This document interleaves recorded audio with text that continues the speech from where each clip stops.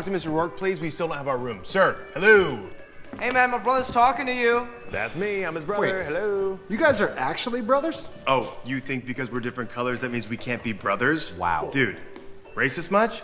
When I first saw the trailer for Fantasy Island, I was like, holy crap, I would love to see this movie. They made it look like it was really scary, and honestly, I didn't watch the TV show or what this is based on. This is obviously a movie adaptation of the original Fantasy Island, and I didn't watch it. So I'm like, you know what, I can't be disappointed, because I feel like half the people that are being disappointed over this are comparing it to the original, and I totally understand that. But me, I'm privileged. I don't get to have that disappointment. And boy, oh boy, I mean, I wasn't disappointed by the end of this adventure, but I sure as shit was confused to all hell. So, first of all, it's confusing because Blumhouse's Fantasy Island calls itself a supernatural horror film. I mean, I guess technically you could say so, and maybe it takes a lot to scare me, but I was never once scared watching this movie. I've watched other Blumhouse works, and I was like, okay, that scared me.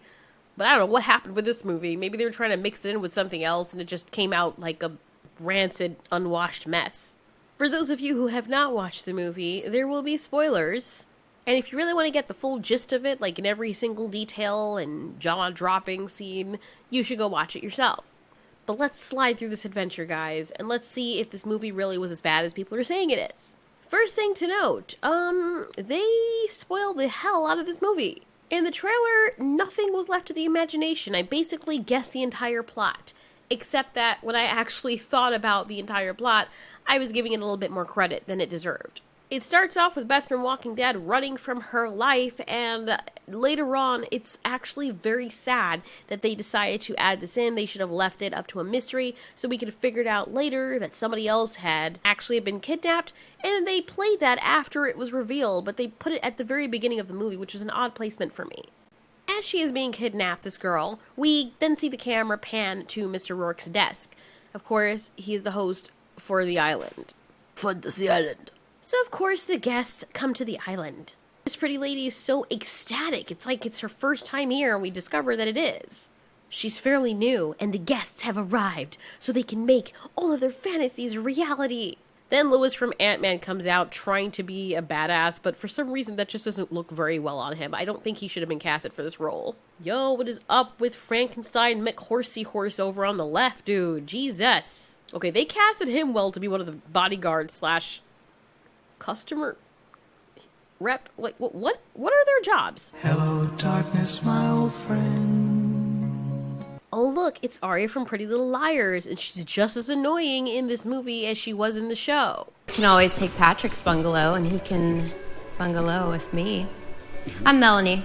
I don't think we had a chance to meet on the plane. Wow, it was pretty noisy. I can get pretty noisy. Damn.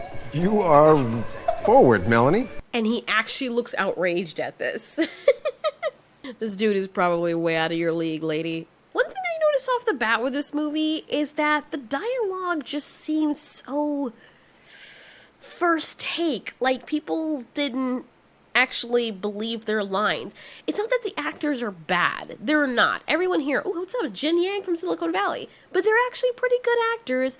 It's just that I don't think they were directed right for certain scenes, and the dialogue that was written for them was just really forced in some situations. Like, this movie was not supposed to involve people talking, even though that's mostly of what they do, because they just explain everything away. It feels like a Scooby-Doo episode. High five a lot? All the time, baby. Wow. Asian people? Huh? Why do you hate Asian people? That's not what I said. Verbatim what you said. You got a racist haircut. Now that part right there where they're joking around and having fun, nothing wrong with that. But the whole brother thing, they push it so much so that the audience understands without a doubt that those two are brothers. They call each other baby bro and big bro, and that's my little brother. Of course, yeah, my little brother, he's talking. It just gets really old. It's like, dude, what is this, PBS? Like, come on, we get it. That's his brother. You only had to mention it once. I'm just joking, man. Everybody in the island gets to have a taste of what their fantasy is. And for a while, you're wondering, how the hell is this happening? What is very unclear is that there's this ghost that apparently a whole bunch of people start seeing on their own, and you're like, what is the point of this? Why is there this burnt-ass person walking around that we can see by ourselves? Nobody ever feels the need to say anything to anyone else about it, because I guess they feel that their eyes are tricking them or something of the sort, but if I saw a weirdly specific-looking, corpse-looking thing that looks like it was just barbecued seconds ago, I kind of would tell someone, like, I thought I saw a barbecued man in the alleyway. You know, whether I saw it or not, at least if that person's having the same vision some point later, I'm not alone. And they would understand that they're not alone either. But in horror movies, it never works out that way. I've been helping people realize their fantasies for longer than I care to say. Man, I love you, Lewis, but the more you talk, the more I freaking cringe, dude. I really do think that Pena puts his best foot forward, but it's just so out of place that he is with this character. Oh my god. Anyway, this girl doesn't have a clear-cut fantasy as to why she's there, so he tries to get a better understanding, and somehow the island, like in Lost, has this special power that it just knows things. And I gotta say, I like the concept. It's actually not bad. But it just seems that from here on out, the show is just being made up as we go along. The lady gets a do-over. She gets her fantasy fulfilled because this is Fantasy Island. You get anything you want while you're on the island. Yet she feels the need to continue saying, but this is just a fantasy. It's not real. Duh. I mean, that's why you're on Fantasy Island, so you can live out your fantasies. I'm pretty sure there was an understanding. Was there not like a disclosure or something before they came to the island? It's just so completely weird to me why everyone is like, oh my god, this can't be happening, and no, it's not real, so I'm not going to partake in it anyway. Why the fuck are you here? Arya from Pretty Little Liars fantasy is bullying Beth from Walking Dead. The brothers both enjoy themselves by living out some kind of secret James Bond fantasy thing. Meanwhile, this guy that looks like Jack from Lost actually gets to live out a fantasy of being a soldier. Well, sort of, but not really. Now, here's the thing I don't understand. This is where I started kind of falling off. I gotta say, I did still like the movie. Was it the best movie ever? No, it certainly to hell was not. But I did start enjoying it a little bit because I liked the premise and the concept. It's just that it was kind of executed all over the place. At first, they say that you can only choose one fantasy. For example, if you have a fantasy to want to wear blue flip-flops and walk through your school with blue flip-flops and then Mary Poppins your way to the sky, you get to choose that fantasy. You have to see it through. That is the only fantasy that you get. However, near the end of the movie, we discovered that old Bruce Wayne here, or Jack from Lost, he's not really Jack from Lost, but he just looks a lot like him. He was given this fantasy of meeting his father while his father was still in active duty and getting to see him face to face and try to encourage him to be a hero. But that's not actually what he wanted. He wanted to actually be a soldier. But the island discovered that that's not what he really wanted. That wasn't his real fantasy.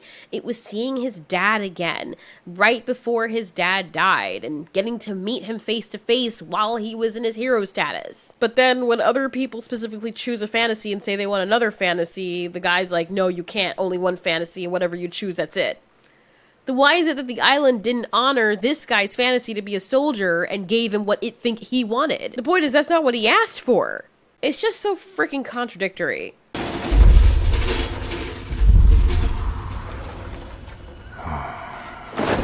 See, this fantasy right here of Beth and Arya, I know I'm using their wrong names, but you know exactly what I mean. The girl who was bullied by the blonde girl who's now in the chair, who actually got kidnapped. She actually wants all of this to come to fruition. She wants to feel the revenge of making that girl humiliated, even though this is kind of taking a step too far. When she sees this, she's like, that's a great hologram, and I want to do some innocent stuff to this person. You think, oh, she's so innocent, she doesn't actually mean this, until she finds out that this is real, and she actually is hurting this real person. Work, if you can hear me, I know what I said. I wanted to humiliate Sloane and watch her cry, but this is not what I meant. You guys want to know a secret? Trust me, it's worth knowing it now, because it makes it so much funnier watching it over. Now, this is a major spoiler, so you might want to bow out. If not, welcome to the ride. This girl right here is the key to everything, because everything bad that happens on this island is because of her. I know you're itching your belly buttons right now and smelling them and wondering what the hell I'm talking about and wanting me to just tell you. My answer to you. In a minute. You motherfucker! This is a one-way mirror, or two-way mirror, one-way, what? Basically, Arya can see the girl being tortured, but the girl can't see anything. She can just see herself. So I guess it's a two-way mirror. Yet, Arya is freaking out. There's nobody else in this room with her. She's recording this so she can show it to the girl later and say, see, look, I actually saved you. I'm on your side. It's not the main reason she decided to record this, or maybe it is, who knows, but she has to have a way to prove to this woman that she is actually her friend. We'll get more on that later because things get really, really spicy. Meanwhile, all around the island, everyone's fantasy starts to become a nightmare because that's the one catch with Fantasy Island. You get your fantasy, but only for a little tiny bit, and then everything just goes to shit and, oh yeah, you might die. We surrender! These two manage to escape. Not before Dr. Torture comes up and tries to kill Beth. And then Merle from Walking Dead saves Beth from Walking Dead. By the way, Dr. Torture apparently was Arya, the girl with the short hair, was her psychiatrist or one of her people that she used to confide in. So it's really weird seeing him there with his mouth sewn shut. Part of her fantasy? I think not. So Merle comes and tells the girls that this island's not what you think it is. Yeah, by this time they already know. And actually, he's one of my favorite characters and he ends up dying by sacrificing himself to save them. Meanwhile, Discount Jack from Lost has a heart-to-heart with his father and tells him that you actually need to die, Dad, because that's how you became my hero. Yeah, this island is like a freaking TARDIS. It apparently puts you back through time and through other timelines and places as well. It gets really freaking confusing. And not the kind of confusing where you're like, I gotta watch this 3 times over to understand it. The kind of confusing that makes you realize that the people who were writing this probably started to trip, like they started to feel the effects of what they were smoking as the script continued. I still like the movie. Granted, I didn't hate it. I don't think it's the worst movie ever. Like the people who are saying it's 1 out of 5 stars, I don't think it's that bad. I think it just started to kind of unravel throughout the end of the movie, and they were like, you know what, to hell, trying to make this make sense. It's a fantasy island, so we can write all this stuff off anyway. Lewis from Ant-Man tells this girl that all of this can be real, this fantasy that you have, but you have to stay on the island. The reason I'm doing it is because my wife is a fantasy and I get to have her the day that we actually met. I don't know why you would have it the day that you actually met, because then she never knows you and that's what he preferred, but then it was painful for her. Well, honestly, I don't know. This movie just goes 6 ways till Sunday and you get totally confused towards the end. Maybe I'm the only one who got that from watching it, but if any of you've watched the movie and you got it all, what was going on in the end, and to explain certain things, please let me know, because I would love to be enlightened. So, the brothers go through hell and they manage to escape. Meanwhile, Merle from Walking Dead is like, you guys have to get off the island to let everyone know what this island really is. Apparently, he can't do it himself because he can't go through the hotel or people will recognize him as not being one of the guests. Meanwhile, I'm thinking, okay, but the blonde girl was supposed to be one of the victims for the other guests, so how is it that she can walk alongside short-hair girl and it's totally okay that no one will suspect her of anything? But you're worried about them suspecting, like, ugh. Just saying, newsflash, only one of those girls can get off the island, if that's your logic. Turn him into a black-eyed zombie like it did my daughter. There were so many clues, and the blatant answer that Arya, short-hair girl from Pretty Little Liars, was actually the orchestrator of all of this. She was the one who wanted all these people to pay for what they did, and you'll never guess why. And yeah, typical crazy person, can't just be a normal person who got affected by a bully. She has to go full crazy. We start to get the real story when Miss Lady here, who actually wanted her fantasy to be a family and her husband, or having married the guy she actually wanted because now she's alone. Now she realizes midway that this is actually not what she wants. She actually wants to go save someone else. And remember, no take backsies. Once you decide to have a fantasy, that is it. The island can't choose for you. You choose, and once you choose, you have to see it through. But she tells him that, well, you gotta deliver because something about what the island says and the rules are the rules, which doesn't make sense because I'm even confused right now because the way they explain it in the movie, it's like, wait a minute. But you could have explained that before, and people could have seen through that before. Why is it just so convenient now that you're coming up with another rule that could have been broken? It just is so freaking weird. Her fantasy all along, her real fantasy, is going back and saving her, I guess, apartment member. What do you call people who live in the same apartment as you? Tenants? Whatever. The guy that lived above from her named Nick, she could have saved him and she never got to save him and she wants to. And then she realizes midway that, wait a minute, Jin Yang and his brother actually lived in the same apartment as her. Everybody's connected. The cop who was outside that refused to go inside and do anything, he's actually the guy who wants to be a soldier and was talking to his dad. Then they start to realize, all of them, that they're actually inside somebody else's fantasy. Maybe Nick's, the poor man that got burned to death. Someone that brought us to this island to die is probably looking for a little more than just an apology. And Jin Yang is right, because these people are thinking they're at a loss for words right now. They have no idea what to exactly think. And so if it's not Nick, it's probably his mom. That would explain why Lewis's wife, or his fake wife, fantasy wife, pulled, what's her name, out of the fire. The other girl, the older woman. Oh, Jesus. It's not that important. That's why I don't remember their names. It's just poor things. Now that the shit is hitting the fan, the story just starts unraveling, which makes me believe that this is someone's freaking weird-ass dream. All the military men that tried to assault the two brothers, suddenly they turn into like these vampire things. But they're not sucking blood, they just have black blood and they just can't die. Or they're more so zombies that have weapons. Jin Yang's brother ends up dying. It's really sad. Finally, they come face to face with a fire burn victim from their apartment.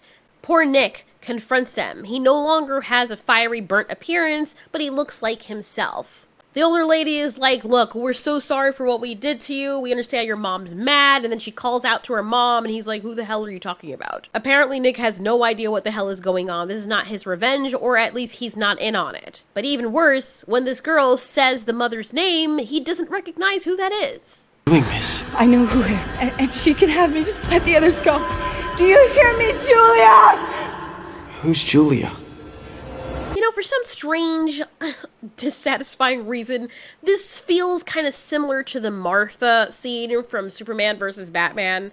It's just so forced. It just seems very ridiculous. That's when the shit slides right out, and we find out that short-haired girl was responsible for this all along. She wanted everyone to pay for what they did for coming in between her happiness with some guy she only dated once. She starts to explain herself away, just like the villains at the end of every Scooby-Doo episode, right before they say, and I would have gotten away for it if it weren't for you meddling kids. Then Lewis, who swore that the rules were set by the island could not be changed, is convinced by his wife to change the rules, and he changes the rules. Jin Yang's brother is dead, but his brother can still be alive and they can still live happily ever after if he stays on the island and works for Lewis. And his brother's on the plane waving at him as if to say, hey bro, I'm alive, even though he's not really alive. And it's like, why is he on the plane though, leaving the island if no one can ever leave the island? This movie was so freaking confusing, to be honest. I don't even know how to completely feel about it. I don't think I've actually processed it. But it's exactly how it should be, because everything just felt like a great big fantasy, like somebody drank a lot of milk before they went to bed and dreamt this movie up.